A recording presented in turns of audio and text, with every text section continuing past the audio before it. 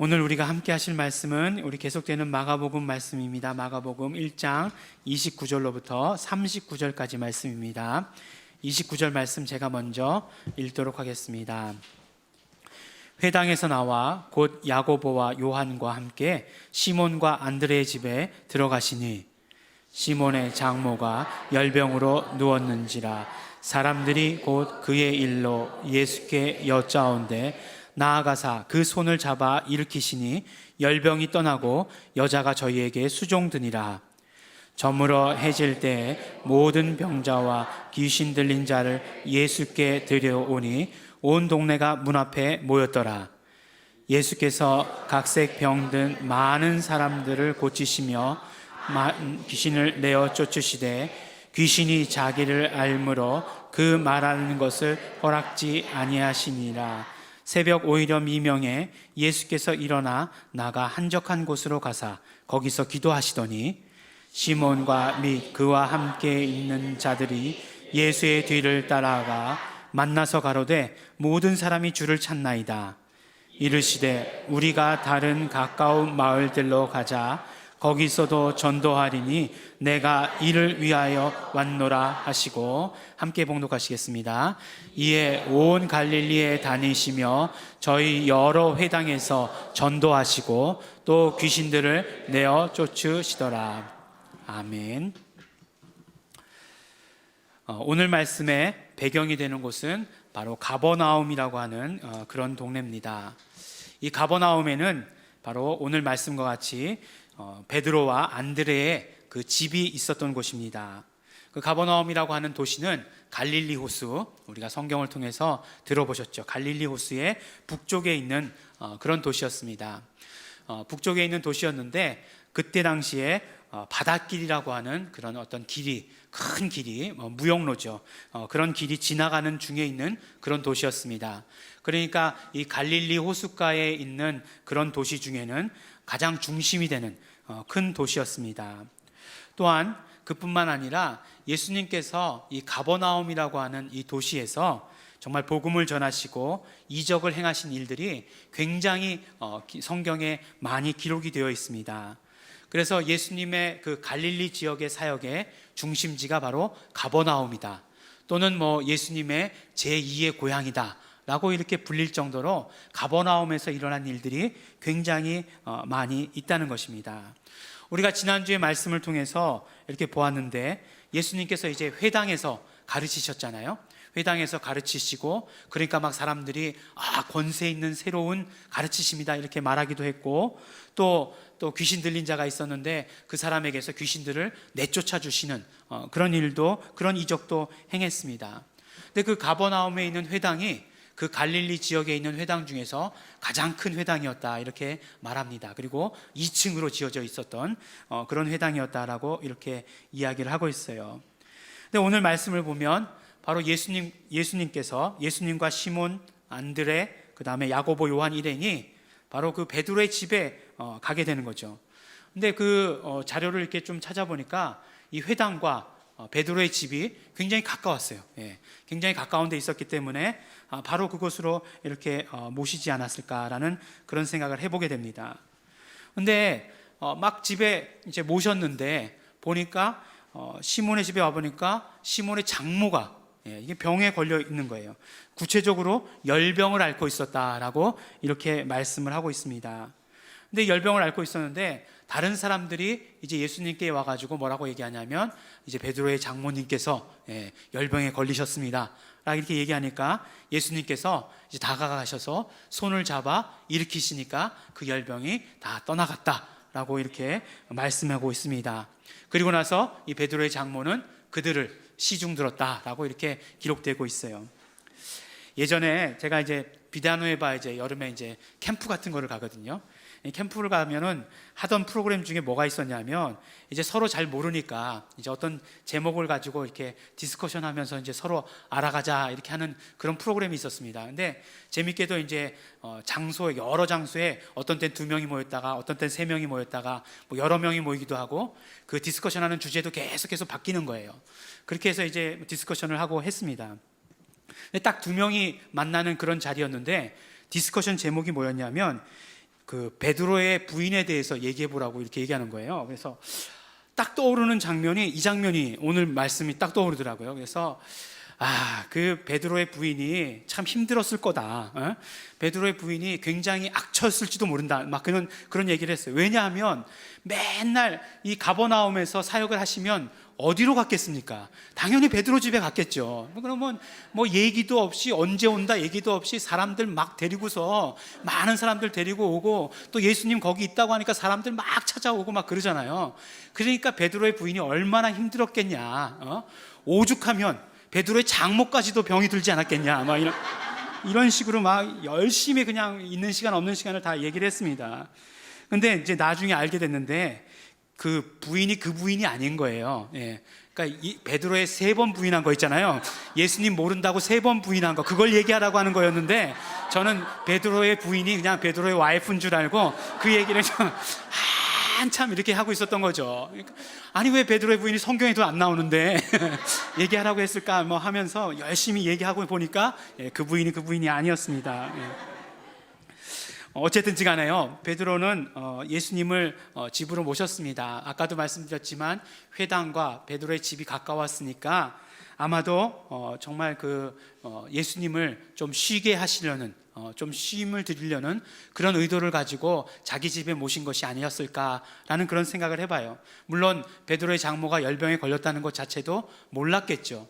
또 실제로요, 성경을 자세히 읽어보면 베드로의 장모가 열병에 걸렸다는 사실을 베드로가 예수님께 얘기하지 않습니다. 다른 사람들이 베드로의 장모가 열병에 걸렸다라고 이렇게 이야기를 해요. 어쨌든 예수님께서도 회당에서 가르치시고 또 병자들을 고쳐주시고 귀신 들린 자들을 쫓아주셨어요. 이런 어떤 영적인 사역들이 굉장히 육체를 피곤하게 합니다. 그럼에도 불구하고 정말 그 베드로의 장모가 알아 누워있는 그 모습을 보시고 가셔서 손을 잡아서 일으켜주시고 치료해주시는 그런 모습을 보게 되는 것입니다. 그러니까 그 결론으로 바로 베드로의 장모는 정말 다시 그 일행들을, 예수님과 그 모든 사람들을 시중 들었다라고 이렇게 말씀해 주고 있습니다. 근데 이제 같은 장소에서 또 다른 일들이 일어납니다. 이제 그 다른 일들이 뭐냐면, 다른 일들의 시작을 이렇게 얘기하고 있어요. 저물어 해질 때에 라고 이렇게 어떤 그 시간적인 배경을 우리에게 말씀해 주시면서 또 다른 일들을 우리에게 말씀해 주고 계십니다. 사람들이 이제 많은 그런 각색 병든 자와 귀신 들린 자를 예수님께 데려왔다는 거예요. 그러니까 어느 집에요? 베드로의 집에 다 데리고 왔다는 거예요. 그랬는데 그거를 성경에서는 아주 실감나게 표현해 주고 있는데 뭐라고 표현해 주고 있냐면 온 동네가 문 앞에 모였더라 라고 이렇게 얘기하고 있습니다. 그러니까 그 당시에 가버나움에 살던 사람들이 한 15,000명에서 2만 명 정도가 된다라고 합니다. 15,000명에서 2만 명 되는 사람들이 다 모였겠죠. 예, 성경에서 그렇게 얘기했으니까 우리 다 믿도록 그렇게 하겠습니다. 물론 그 좁은 그 장소에 다 모였을 수 있을까라고 하는 의문이 들긴 하지만 어쨌든지 올 수 있는 사람은 다 왔다라고 생각을 합니다. 또 그 소문을 들은 사람들, 병든 사람들, 그러니까 많은 여러 가지 병든 사람들이라고 얘기하고 있으니까 그 병든 사람들과 귀신 들린 모든 사람들 다 그 문 앞에 모여 있을 것이라고 생각이 됩니다. 그러니까 어떻게 됩니까? 바로 예수님께서 이제 그들을 치료해 주시기 시작하시죠. 근데 왜 이들이 저녁에 왔을까요? 저녁에 왔을까요? 이날이요, 그 예수님께서 바로 안식일 날 가르치시고 이적을 행하셨어요. 그러니까 그 회당에서 그것을 행하셨기 때문에 소문은 이미 다 퍼졌어요. 소문은 다 퍼졌는데 이들이 바로 안식일이 끝나기만을 기다리고 있었던 거죠. 그러니까 저녁이 되면 안식일이 끝나는 거니까 사람들이 이제 그때서부터 움직이기 시작한 거죠. 그러니까 저녁이 돼서 그 사람들이 몰려왔으니까 예수님께서 이렇게 쫙 다 모아놓고 한 번에 다 나가라 이렇게 기도하셨으면 좋겠지만 그렇게 하시지 않았을 것 같아요. 한 사람 한 사람씩 다 분명히 기도해 주셨을 것이다라고 저는 그렇게 생각합니다. 그러면 어떻게 되겠습니까? 한 사람 한 사람 기도해 주시면 그 사람들이 초저녁부터 시작했다 할지라도 그 기도해 주시는 일들이 아마 새벽까지 계속 되었을 것이다 라고 이렇게 생각이 됩니다. 그래서 그 일들을 계속 하셨어요. 예수님께서 새벽까지 그 일을 하시고 나서 주무시지 않고 바로 어떤 일을 하시냐 하면 바로 광야로 나가십니다. 새벽 아직 미명에, 그러니까 아주 이른 새벽에 동이 트기도 전에 광야로 나가세요. 광야로 나가셔서 그곳에 나가셔서 뭐 하시냐면 바로 기도하십니다. 기도하시는 일들을 하세요. 그런데 그 기도하시는 예수님을 제자들이 가만 놔두질 않는 거예요. 막 제자들이 이제 베드로와 그 함께한 제자들이겠죠. 제자들이 막 예수님을 찾아서 나섰습니다. 왜 예수님을 찾아서 나섰겠습니까? 여전히 많은 사람들이 베드로의 집에서 기다리고 있기 때문에 그래요. 그 많은 사람들은 그럼 누구겠습니까? 소문을 조금 늦게 들은 사람들이었겠죠. 그래서 정말 다시 또 많은 그런 병자들과 귀신 들린 자들이 분명히 모여 있었을 것이에요. 그러니까 베드로가 너무나 의기양양했겠죠. 그래서 조금만 기다리시라고. 지금 예수님께서 잠깐 기도하러 가셨으니까 조금만 기다리시라고. 내가 가서 찾아오겠다고. 그러면서 이제 예수님을 찾으러 나가선 것이죠. 그러다 보니까 예수님 멀리 가셨겠어요? 거기서 기도하고 계신 거죠. 그래서 기도하고 계시니까 예수님한테 가서 말씀드린 거죠. 예수님, 지금 많은 사람들이 예수님이 기다리고 있습니다. 어서 가셔야죠. 딱 그랬어요. 그랬더니 예수님께서 뭐라고 말씀하시냐면, 우리가 다른 가까운 마을들로 가자. 거기서도 전도하리니 내가 이를 위하여 왔노라. 라고 딱 이렇게 말씀하시는 것이에요.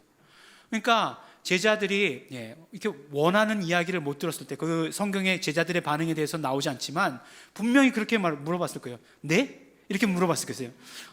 아니, 지금 많은 사람들이 예수님 기다리고 있다고요. 그렇게 다시 말씀드렸을 거예요. 예수님 다시 말씀하셨을지 안 하셨을지 모르지만 예수님의 대답이 너무나 제자들의 그런 어떤 질문과는 다르게 의도가 다른, 정말 그런 의외의 그런 대답을 하셨다는 것입니다. 분명히 제자들은 생각했을 거예요. 예수님께서 오셔서 너무나 놀라운 일을 하셨어요. 예수님께서 하나님이심을 드러내는 그런 많은 일들을 하셨습니다. 정말 이런 이적이 누가, 어떤 선지자가 했어요. 그러니까 분명히 예수님은 하나님이신 것이 분명한데 그런 일들을 왜 안 하시는지, 안 하시겠다고 하는지 제자들은 이해가 되지 않은 거예요. 분명히 그것도 하나님의 일인데. 그렇다면 그럼 예수님께서 다른 곳에 가서 복음을 전하자고 말씀하신 것은 그럼 하나님의 일이 아닌가요? 그것도 분명히 예수님께서 그렇게 하셨으니까 더욱더 분명한 하나님의 일이겠죠. 그러면 그거를 어떻게 결정하지? 다시 가버나움의 집으로 가는지, 다시 다른 그런 어떤 갈릴리 다른 도시들로 가는지, 그걸 어떻게 결정하는가 하는 거예요. 저라면 어떻게 했을까? 만약 저라면, 여러분들은 저라면 어떻게 했을지 뻔히 알고 계실 거예요. 항상 이렇게 드라마 같은 거 보면 이렇게 감정이입 잘하지 않습니까? 그게 이제 습관이 돼가지고 이제 성경을 보다가도 감정이입을 하는 그런 습관이 생기기 시작했어요. 그래서 제가 예수님은 아니지만 나라면 어떻게 했을까? 그런 거 생각을 해보게 되었어요. 지금까지 계속 해오던 그런 사역이 있었어요. 계속 사역이 있어요. 그런데 그 사역에서 많은 사람들이 나를 필요로 합니다. 그러면 나는 어떻게 할까? 나는 어떻게 할까? 당연하죠. 당연히 그냥 거기 남아 있는 거죠. 거기 남아서 그 사역을 아마 지키고 있었을 것입니다. 그런데요, 이 본문을 가지고 어떤 성경 공부 교재에서 이 본문을 가지고 성경 공부를 한 적이 있었어요. 근데 그 교재의 제목이 뭐였냐면 우선순위라고 하는 제목을 가진 성경 공부 교재였어요. 우선순위. 그리고 이 본문을 가지고 설명한 그 장의 그 챕터의 제목이 하나님의 우선순위를 발견하려면 이라고 하는 그 소제목을 가지고 있는 그런 성경 공부 교재가 있었습니다. 근데 그 교재에서 말하기를 하나님의 우선순위를 우리가 발견하려고 한다면 우리는 먼저 급한 일과 중요한 일을 분간할 수 있어야 된다는 거예요. 그러니까 뭐가 급한 일이고 뭐가 중요한 일인지 구별할 수 있어야 된다는 것입니다. 그러면 구별하고 나면 우리가 무엇을 해야 되냐면 중요한 일을 먼저 해야 된다는 거예요. 급한 일보다 중요한 일을 먼저 해야 된다는 것입니다. 그렇지만 우리는 우리의 삶을 보면 급한 일을 먼저 하는 경우가 너무나 많아요. 왜 그렇습니까? 급하기 때문이죠. 급하기 때문에 급한 일에 먼저 정말 우리의 삶이 매달리는 경우가 많습니다. 그런데 너무나 안타까운 것은 무엇이냐면 시간이 만약에 우리에게 무한정 주어져 있다라고 한다면 급한 일 하고 난 다음에 중요한 일 해도 돼요. 그렇지만 우리에게 주어진 시간이라고 하는 것은 분명히 한정이 되어 있다는 것이에요. 그러니까 급한 일에 쫓겨서 급한 일만 하다 보면 결국 중요한 일을 하지 못하게 된다는 것입니다. 거기에 문제가 있다는 거예요. 예수님의 공생의 사역도 보면 예수님께 무한정 시간이 주어진 것이 아니었어요. 예수님께서는 분명히 어떤 짜여진 시간 가운데, 정해진 시간 가운데서 사역하시는 것이었습니다. 예수님께서 사역하실 때마다 보면 급한 일이 더 많이 생기는 거예요. 정말 그 회당에서 안식일에 말씀 전하시고 한 사람 귀신 들린 사람을 고쳐주셨어요. 그랬더니 어떻게 됩니까? 그냥 온 동네 모든 사람들이 다 예수님께로 몰려드는 건 아니겠어요? 그러한 일들이 계속해서 거듭되고 하는 것 아니겠습니까? 나중에 오병이어의 이적도 보면은 5천 명이 예수님을 따라다니는 그런 일들이 있는 것이잖아요. 그런데 정말 예수님께서는 그런 어떤 급한 일들이 많이 있었음에도 불구하고 뭐가 더 중요한지, 뭐가 더 하나님의 일 가운데 우선순위인지를 아셨다라고 한다는 것이에요. 그렇다고 한다면 우리도 사실 급한 일, 중요한 일 가운데 중요한 일이 먼저라는 건 알지만 뭐가 중요한지도 또 모르고 있잖아요. 그리고 또 뭐가 중요하다는 사실을 우리가 어떻게 아는지 우리가 사실 모르고 있잖아요. 이것도 하나님의 일이고 저것도 하나님의 일이라고 할 때 어떤 게 더 중요한지 우리는 사실 판단할 수 있는 능력이 없다는 것이에요. 또 오늘 말씀을 보면 예수님께서는 정확하게 그것을 판단하고 그것을 향해서 가고 계시는 모습을 볼 수 있다는 것입니다. 우리가 이런 일들을 만났을 때 어떤 일들이 더 중요한 일이고 어떤 일들이 하나님의 더 우선순위 가운데 있는지 우리가 어떻게 알 수 있는가? 바로 예수님의 하신 행동과 예수님께서 하신 말씀을 가지고 우리는 그것을 판단할 수 있다는 것입니다. 첫 번째로 예수님께서 하신 행동이십니다. 예수님께서 이제 병자들을 고치시고 귀신을 쫓아주시고 그리고 나서 이제 제자들에게 우리가 이제 다른 도시로 가자, 갈릴리의 다른 도시로 가자라고 이거 말씀하신 것 사이에는 어떤 사건이 있냐면 바로 예수님께서 기도하신 사건이 있습니다. 이것밖에 없어요. 우리가 눈을 아무리 씻고 찾아봐도 정말 그 베드로의 집에서 병자들을 고치시다가 나중에 제자들에게, 예수님을 찾아온 제자들에게 우리가 다른 갈릴리의 다른 마을로 가자라고 말씀하신 것 사이에는 예수님께서 기도하신 그 내용밖에 없다라고 하는 것입니다. 그렇다면 우리가 막연하게나마 조금 알 수 있는 것은 무엇이냐면 바로 하나님의 우선순위를 아는 방법으로서 예수님께서 택하신 것은 무엇이냐? 바로 기도하신 것이다 라고 이렇게 알 수 있는 거죠. 그러니까 내 생각이나 내 느낌이나 정말 하나님은 이럴 것이다 라고 하는 그런 어떤 내 판단이 아니라 하나님께 기도함으로 말미암아 지금 어떤 일을 해야 하는지 깨달아 아신 것이라고 하는 것입니다. 예수님은요, 우리가 아는 대로 분명히 하나님이세요. 예수님은 하나님이십니다. 그러나 그럼에도 불구하고 이 땅에 육신의 몸을 입고 오셨을 때에는 늘 하나님의 뜻을 구하시고 하나님의 뜻을 따르시고 기도하시고 하신 모습을 우리가 볼 수 있다는 것입니다. 늘 성경 가운데 말씀하실 때 아버지께서 일하시니까 나도 일한다 라고 말씀하고 계시고, 나는 아무것도 내 마음대로 할 수 없다, 나는 아버지께서 하라는 대로, 하라고 하시는 대로 심판한다 라고 이렇게 말씀하시는 것을 우리가 들을 수 있다는 것입니다. 예수님께서는 그래서 아버지 하나님의 뜻을 알기 위해서 이 땅 가운데 오셨을 때 기도하시는 그 모습들을 우리에게 여러 곳에서, 성경 여러 곳에서 보여주신 것을 우리는 발견할 수 있다는 것입니다. 예수님께서 이 땅에 오셔서 이렇게 기도함으로 말미암아 정말 그 하나님의 뜻을 아셨습니다. 그리고 하나님의 뜻을 아신 것뿐만 아니라 정말 무엇이 지금 중요한 것까지 그렇게 알고 계셨다라고 한다는 것입니다. 예수님께서 판단하실 때에 정말 기도한 것밖에 그 다른 방법이 없다라고 하는 것을 오늘 우리는 말씀 가운데 발견할 수 있게 되는 것이죠. 그러면 예수님께서 기도하심으로 말미암아 그 하나님의 뜻을 받아가셨다고 한다면, 그 구체적인 하나님의 뜻을 받아가셨다고 한다면, 그럼 우리는 어떻게 해야 되겠습니까? 우리는 말할 것도 없이 너무나 당연하게도 우리는 기도해야 하는 것이죠. 하나님의 뜻을 알 수 있는 방법이 기도인 것이고, 또한 하나님 그 뜻 가운데서도 또 무엇이 우선순위인지 알 수 있는 것도 정말 기도라고 하는 그런 사실을 우리는 알 수 있게 되는 것이죠. 또한 기도하는 것뿐만 아니라 그것보다 또 더 그만큼 중요한 것이 있는데, 그것은 무엇이냐면 계속해서 기도하는 것이라고 하는 거예요. 계속해서 기도하는 것. 왜냐하면요, 보세요, 오늘 예수님께서 가버나움에서 베드로의 집에서 병자들을 고치신 것과 그 다음에 다른 곳에 가서 정말 복음을 전하자 하고 얘기하신 것 사이에는 불과 몇 시간 차이예요. 그렇죠? 새벽까지 그 일을 하시다가 새벽에 기도하고 나서 그렇게 말씀하셨습니다. 예.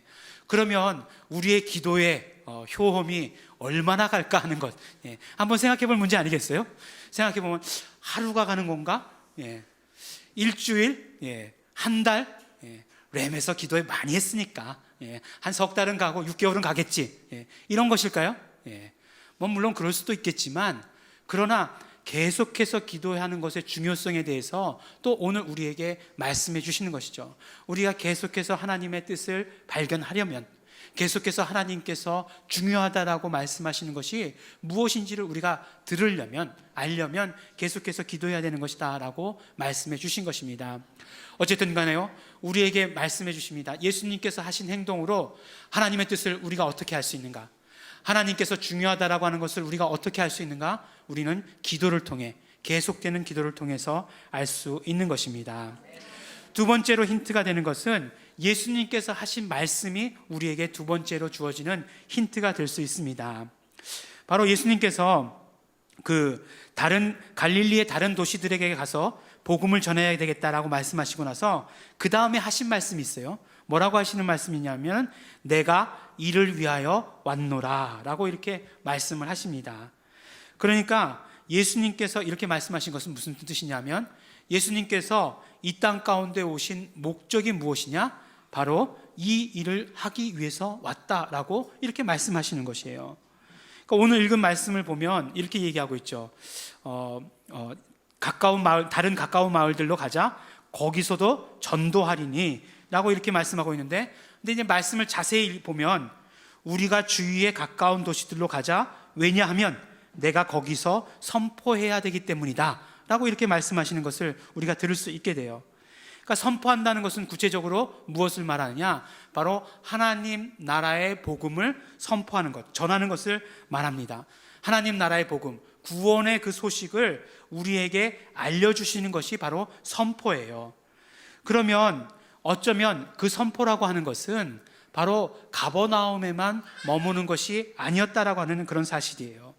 바로 가버나움에만 머무는 게 아니고 온 갈릴리 지역뿐만 아니라 온 유대, 그곳에 전해져야 되는 것이 바로 이 하나님 나라의 복음의 선포였다라고 하는 것입니다.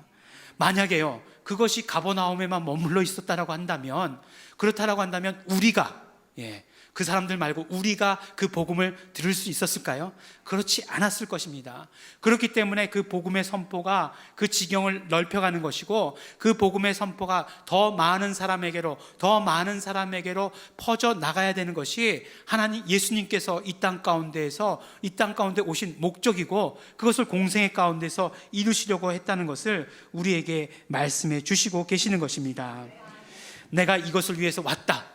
이걸 예수님께 적용할 때는 그것이 예수님께서 이 땅에 오신 목적이 되겠지만, 만약에 이것을 우리에게 적용한다라고 한다면 어떤 말로 표현할 수 있겠습니까? 우리는 그것을 사명이다라고 이렇게 말할 수 있을 것이에요. 우리가 이 땅 가운데 사는 목적, 그것이 사명입니다. 우리 분명히 구원받았음에도 불구하고 정말 우리를 이 땅 가운데 살게 하시는 것이에요. 우리 이미 영원한 생명 얻었어요. 우리가 정말 예수 그리스도를 믿음으로 말미암아, 예수의 이름을 영접함으로 말미암아 우리는 영원한 생명을 가지고 있습니다. 그럼에도 불구하고 예수님께서는 우리를 다시 세상에 보낸다라고 말씀하고 계시고, 그 보내는 이유는 우리에게 사명이 있기 때문인 것을 우리는 너무나 잘 알고 있는 것입니다. 그러니까 우리에게 있어서 그 사명은요, 우리가 가지고 있는 사명은 하나님의 뜻이 무엇인지를 더 정확하게 알게 해주시는 것이에요. 또한 우리가 그 사명을 분명히 하면 분명히 할수록 하나님의 우선순위가 무엇인지를 우리는 더 밝히 알 수 있게 되는 것입니다. 오늘 말씀을 보면서 그렇기 때문에 이 두 가지가 다 중요하다라는 그런 생각을 하게 되었어요. 우리가 정말 기도를 통해서 하나님의 음성을 들어야 되는 것이고, 또한 우리가 우리의 사명을 통해서 정말 그 들려주신 음성이 우리의 그 사명 가운데 어느 부분에 와 있는지를 우리가 알아야 하는 것입니다. 예전에요, 제가 분명히 이렇게 그냥 기도 가운데 하나님의 음성을 들으면 참 좋겠다. 야, 그것만큼 확실한 방법이 어디 있겠냐라는 그런 생각을 하게 되었었어요. 그래서 이제 기도를 하다가 이제 하나님, 정말 지금 이 모든 일들이 안 되는 것은 제가 부족해서 그럽니다. 하나님, 정말 이것도 주시고 저것도 주시고 뭐 다 주십시오. 막 이렇게 기도했어요. 기도를 하고 나서 이제 일어나서 이제 새벽에 이렇게 걷는 걸 굉장히 좋아하거든요. 그래서 이제 걸어 다니겠습니다. 이제 한참 이렇게 걸어 다니다 보니까 문득 그런 생각이 떠오르는 거예요. 그러면서 이게 하나님께서 주시는 말씀이다 라는 그런 생각, 그런 확신까지도 떠올랐어요. 그게 뭐냐면 너는 이미 많은 것을 가지고 있다 라는 말씀이었어요. 그런데 이 음성을 들으면 좋았을까요, 제가? 아니에요. 음성을 듣지 못했을 때보다 훨씬 더 힘들었어요. 왜냐하면 그게 무슨 뜻인지를 알아야죠. 그러면 많이 가지고 있다라고 했는데 뭘 많이 가지고 있는지를 알아야죠. 그러니까 이제 또 그것에 대해서 또 이제 한참 헤매게 되는 거죠. 그런데요, 만약에 그렇지 않고 완전히 다르게 얘기해서 우리가 하나님께서 주시는 어떤 그런 분명한 어떤 사명이 있다라고 생각해 보시기 바랍니다. 예수님께서 이 땅 가운데 오실 때 가지고 오신 분명한 목적과 분명한 사명이 있으셨어요. 그러니까 그 사명 가운데서 하나님의 말씀을 들었을 때 그것이 무엇인지 정확하게 아실 수 있었고, 그것이 어느 부분에 와 있는 것인지 정확하게 깨달으실 수 있다라고 하는 것이에요. 그러니까 어떤 면으로 이야기하면 우리의 사명과 우리의 어떤 기도는 씨줄과 날줄처럼 돼야 됩니다. 하나는 가로를 향해 가고 하나는 세로를 향해 가야 그 어떤 지점을 만나면 그것이 무엇인지 더욱더 분명해진다라고 한다는 것이에요. 사명이라고 하는 것이 밑그림이다라고 이렇게 얘기하면 좋을 것 같아요. 사명이라고 하는 것은 밑그림이에요. 그 밑그림 가운데 정말 기도를 통한 하나님의 음성을 들음으로 말미암아 그 밑그림 가운데 우리가 어디를 지금 가고 있는지를 말해주는 것, 그것이다라고 얘기하면 이해하기 쉬울 것 같아요. 이렇게 얘기하다 보니까 이렇게 하는 게 있어요. 뭐냐면 내비게이션이 그런 거죠. 내비게이션이 그런 거예요. 우리 내비게이션 기계가 있습니다. 기계가 있으면 그 기계에는 뭐가 들어가 있냐면 지도라고 하는 그런 밑그림이 들어가 있어요. 그런데 그 내비게이션을 켜는 순간부터 이제 위성과 인공위성과 통신을 하면서 이제 내 위치가 어디인지를 알려주게 되는 것이잖아요. 그리고 지금 내가 가려고 하는 길 중에 내가 어디 있다라고 하는 것을 알려주는 것이 바로 내비게이션 같은 거잖아요. 그러니까 우리는 사명이라고 하는 분명한 어떤 밑그림이 있어야 되고, 그리고 그 기도를 통해서 우리가 끊임없이 나의 위치가 어디인지 확인해야 한다는 것입니다. 그럴 때만이 우리는 하나님의 우선순위, 하나님의 계획, 하나님의 지금 나에게 이루시고자 하는, 지금 우리 교회 가운데 공동체 가운데 이루시고자 하는 그 뜻들을 우리가 확실하게 발견할 수 있게 되는 것입니다. 그러므로 우리는 사명이 확실해야 되는 것이고, 또한 그뿐만 아니라 계속해서 기도해야 하는 것입니다. 사명이 흔들리면 하나님의 말씀을 아무리 들어도 그것이 무엇을 말씀하는 것인지 우리가 분별할 수 없다는 것이에요. 사명이 올바로 서 있지 않으면 아무리 놀라운 이적들을 본다 할지라도 그것이 무엇을 말씀하는 것인지 우리가 알 수 없다는 것입니다. 참 제가 단위에서 부정적인 이야기를 안 하고 싶지만 성경에 기록되어 있기 때문에 부정적인 이야기를 한 가지만 하겠습니다. 우리가 잘 아는 대로, 조금 전에 말씀드린 대로 가버나움이라고 하는 곳은 예수님의 모든 사역의 중심지라고 말씀을 드렸습니다. 그러니까 가버나움 사람 중에서 예수님께서 이적 행하는 것을 못 본 사람이 더 찾기 어려울 거예요. 그렇지 않겠습니까? 온 동네가 다 모였다라고 얘기하고, 이뿐만 아니라 그 다음에 많은 이적들을, 많은 병자들을 고쳐주시는 이적들을 가버나움 이 동네에서 행했어요. 그런데 예수님께서 이 가버나움을 향해서 마태복음 11장을 보면 가버나움을 저주하시는 말씀이 있습니다. 뭐라고 저주하시냐면, 너 가버나움에서 행한 이적들을 소돔에서 행하였다라고 한다면 그 도시는 오늘날까지 남아있을 것이다 라고 말씀하세요.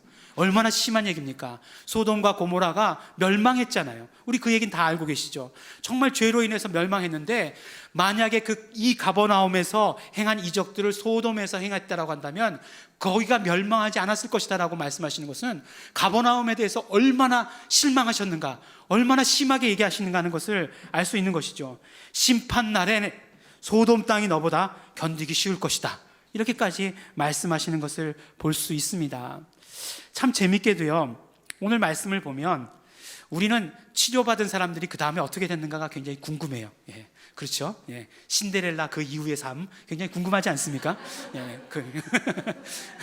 근데 왕자가 매주 그 파티를 열어가지고 신데렐라를 찾았다 뭐 이런 얘기가 나오면 굉장히 슬픈 얘기잖아요. 예, 신데렐라가 행복하게 살았다 이렇게 나와야 되는 건데, 예.